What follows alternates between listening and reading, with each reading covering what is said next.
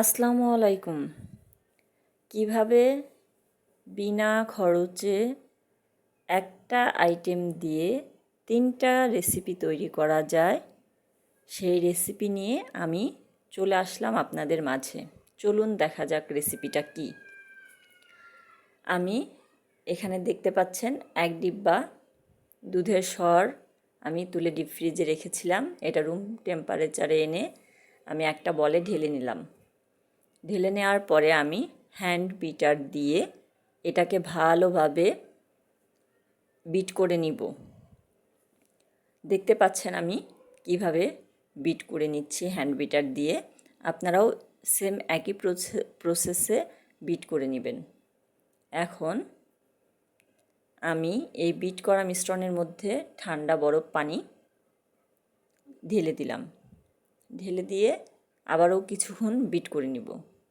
Bit করে নেওয়া হয়ে গেলে দেখেন আমার মাখনগুলো কিভাবে উপরে উঠে এসেছে।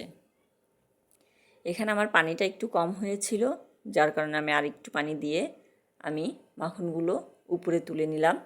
দেখেন মাখনগুলো ভেসে উঠেছে। এখন আমি ছাঁকনি দিয়ে এগুলো ছেঁকে নিচ্ছি।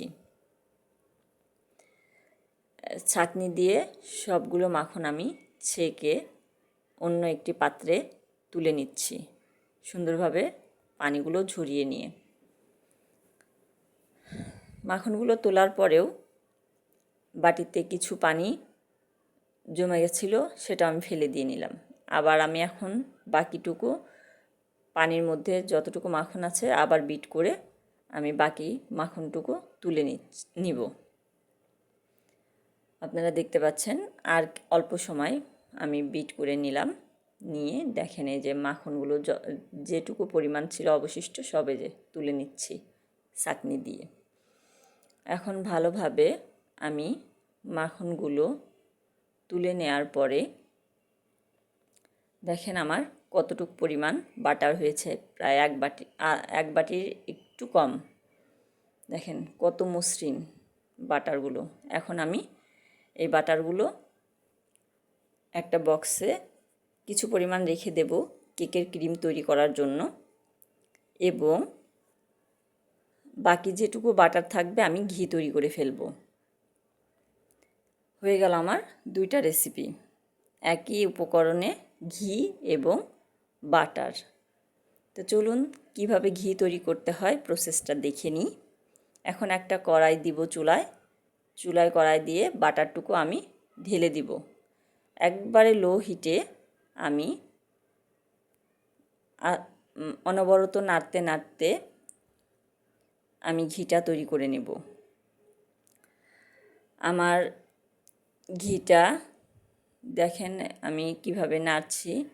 এর মধ্যে আমি আপনাদের সবাইকে অনুরোধ করছি, যারা যেখান থেকে আমার ভিডিওটা দেখছেন, আপনাদের যদি আমার ভিডিওটা ভালো লেগে থাকে তাহলে অবশ্যই আমার চ্যানেলটা সাবস্ক্রাইব করবেন, লাইক কমেন্ট শেয়ার করবেন, এবং যে যেখান থেকে আমার ভিডিওটা দেখছেন সবাই আমাকে সাপোর্ট করবেন প্লিজ। এখন দেখেন অনেকক্ষণ আমি অল্প আঁচে নেড়ে চেড়ে যে ঘি অনেকটা ভেসে উঠেছে উপরে।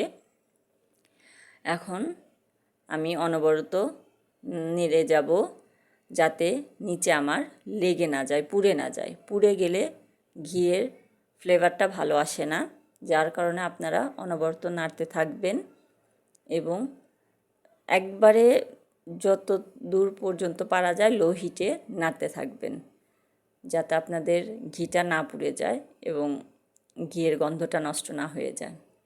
দেখেন আমার ছানা থেকে ঘিটা আলাদা হয়ে গেছে। এখন আর কিছুক্ষণ আমি নেড়ে এটা আমি ছাঁকনি দিয়ে ভালোভাবে সেকে ঘি আর ছানাটা আলাদা করে নিব।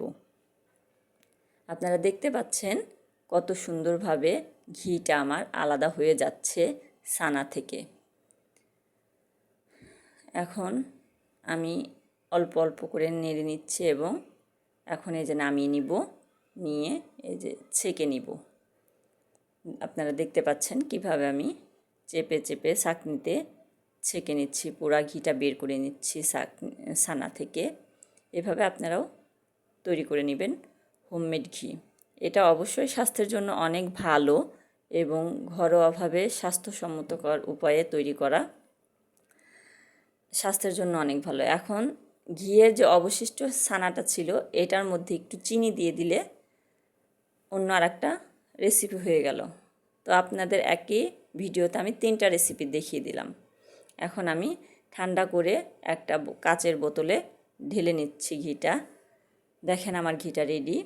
আপনারা লাইক কমেন্ট শেয়ার করবেন। যে যেখানে থাকবেন ভালো থাকবেন, সুস্থ থাকবেন। আল্লাহ হাফেজ।